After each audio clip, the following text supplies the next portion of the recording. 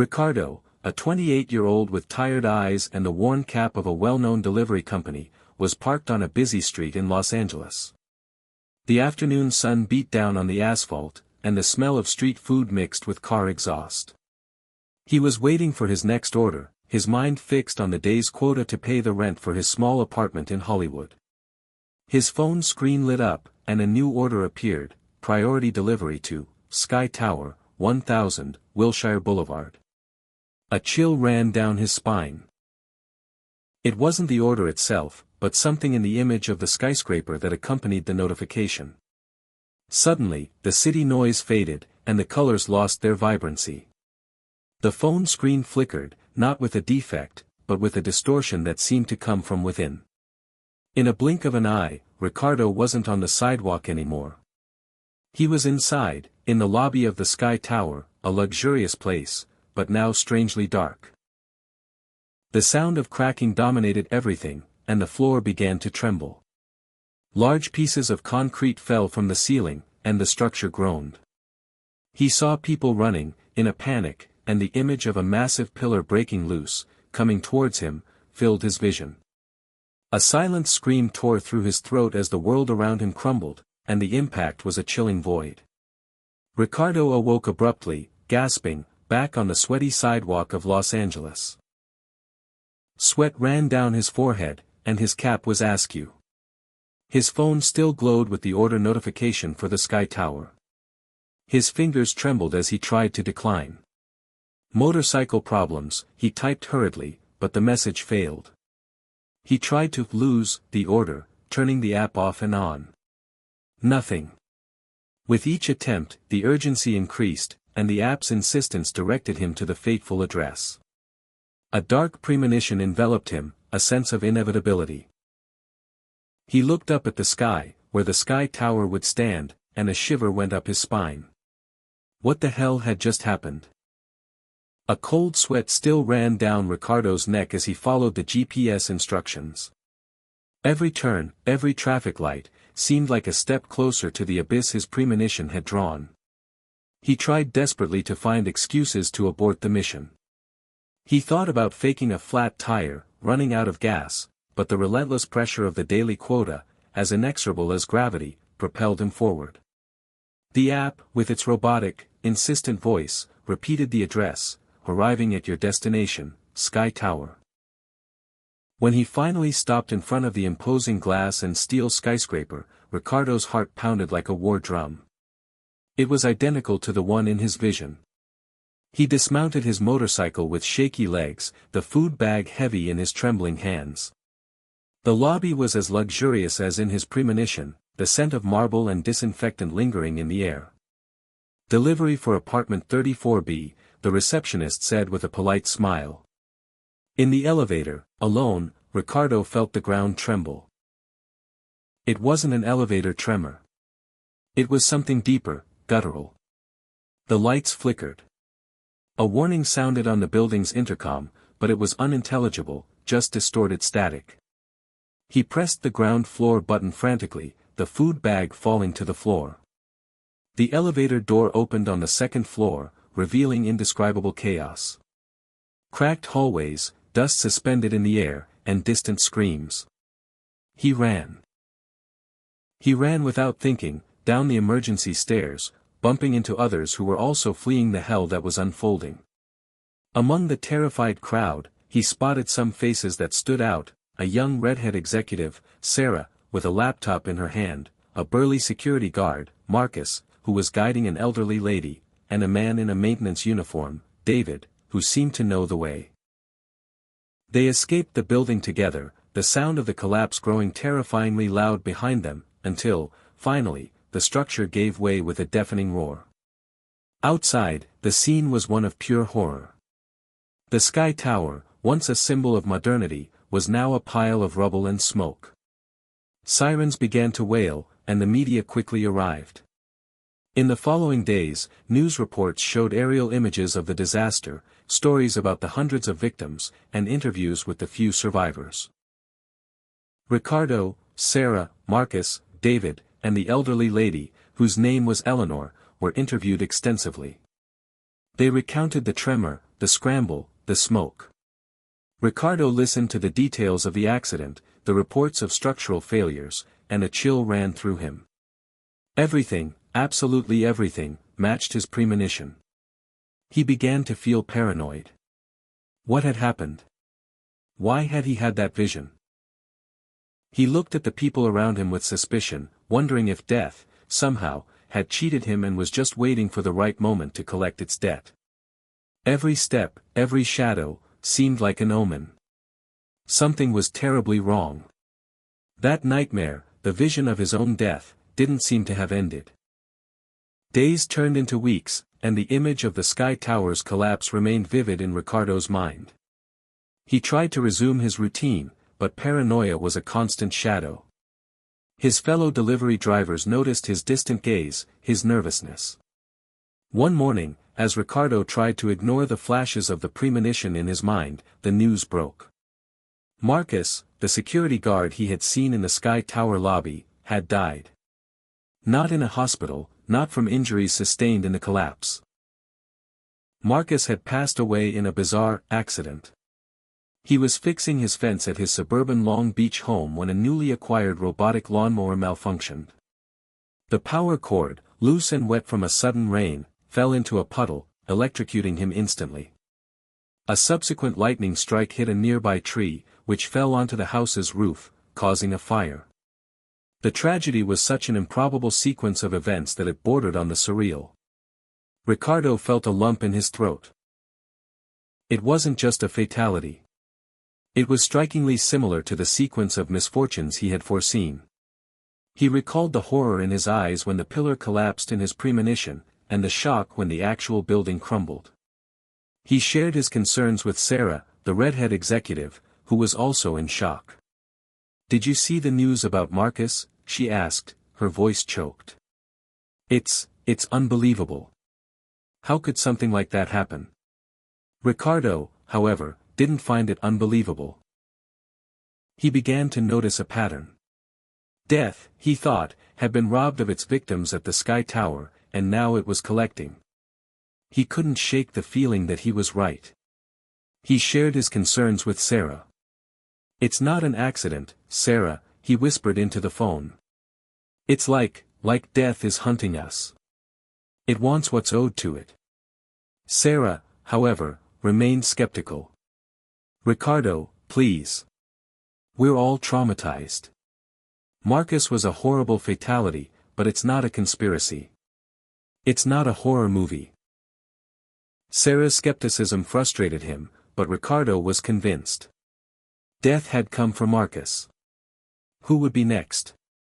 The feeling of being watched, the paranoia he had felt since the collapse, now turned into a chilling certainty. He could no longer ignore the macabre pattern unfolding before his eyes. Marcus's death confirmed Ricardo's worst fears. He knew it wasn't a coincidence. The need to understand the pattern, to unravel the sequence of events, became an obsession. He tried to contact David, the maintenance man, and Eleanor, the elderly lady, but with each attempt, a strange barrier arose. David had moved to Arizona without a trace, and Eleanor was unreachable in a nursing home. Ricardo spent sleepless nights, scribbling connections in a notebook, searching for something that united the survivors of the collapse. He remembered the few seconds they spent together as they ran down the emergency stairs. There was an order to their escape, a sequence. He, the first to run, then Sarah, who was closer to the exit. Marcus, who helped Eleanor. And David, who seemed to know every shortcut in the building. The tension grew with every news report he saw, every silence in the house. He knew who would be next. The premonition had shown him the lobby, the reception desk. The Sky Tower receptionist had been one of the first people he saw in his vision. Her name was Jessica. Ricardo tried to warn Sarah, insisting that Jessica was next. Sarah, still shaken by Marcus's death, but stubbornly rational, tried to calm him down. "Ricardo, you're seeing ghosts. Jessica's on leave. She's safe." But Ricardo wasn't convinced. He felt, deep in his being, that time was running out. He tracked down Jessica's address. He raced to her apartment in Santa Monica, banging on the door. No one answered. The building seemed silent, almost ominous. He tried calling, sent messages, but no response. Panic swelled in his chest. He tried, with all his might, to get there in time, to break the cycle, but a sense of helplessness washed over him.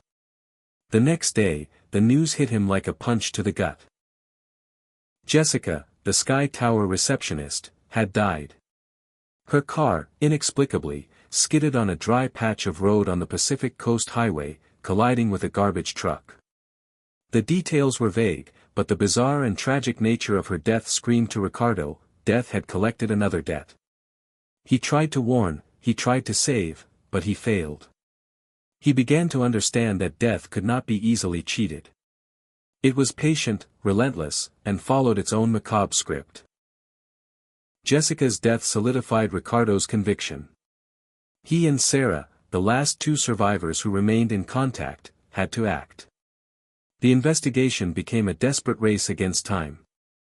They locked themselves in Ricardo's small apartment, delving into old newspapers, online archives, and databases. They searched for any pattern, any story similar to theirs, large accidents where death was seemingly averted, only to claim its victims in bizarre and inexplicable ways in the following months. They discovered some chilling stories. A group of passengers who miraculously escaped a train crash in Chicago, only to succumb to a series of strange fatalities in the following months. A team of firefighters who survived a massive warehouse fire in Seattle, but were then decimated by a series of absurd events. The similarities were terrifying, chain reactions, improbable coincidences, deaths that seemed choreographed.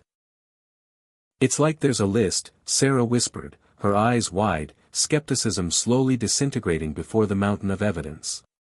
An order that must be fulfilled. They began to try and break the cycle. If death followed a pattern, maybe they could disrupt it. They thought about skipping their turn, swapping places. Ricardo, remembering the order of their escape in the building, suggested that one of them expose themselves to a minor risk, to see if death would anticipate it. Sarah, hesitant, agreed. Sarah attempted a risky road trip on a winding road, but nothing happened. Ricardo volunteered for a short flight on a small plane, hoping to trick death, but the flight occurred without incident. For a brief moment, they felt a ray of hope. Had they succeeded? Had death been outsmarted? But the illusion of safety was short-lived. The news arrived via an Arizona news website. David, the maintenance man who had disappeared, was dead. He was hiking on a remote trail in the Grand Canyon when a group of tourists inadvertently dislodged a loose rock, which rolled down the slope and struck him. His body was found days later. Another bizarre death, another survivor of the collapse. The panic grew, dense and suffocating. Only Ricardo and Sarah remained. Death had reached David, even though he was far away. Escape was useless. The race against time seemed to be coming to an end.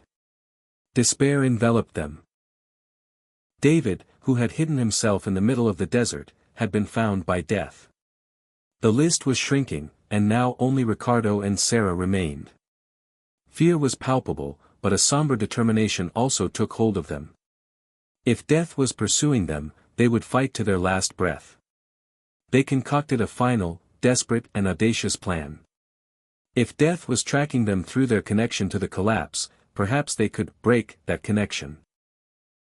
The idea was to create completely new identities, disappear without a trace, and maybe, just maybe, confuse whatever was pursuing them. It was a shot in the dark, but it was the only card they had left to play. They spent days meticulously planning the details, acquiring fake documents, reserving tickets for a distant, as isolated a location as possible. The tension was at its peak. Every knock on the door, every unknown phone call, sent shivers down their spines. Ricardo barely slept, his eyes fixed on the window, searching for signs, for anything that would indicate death was approaching.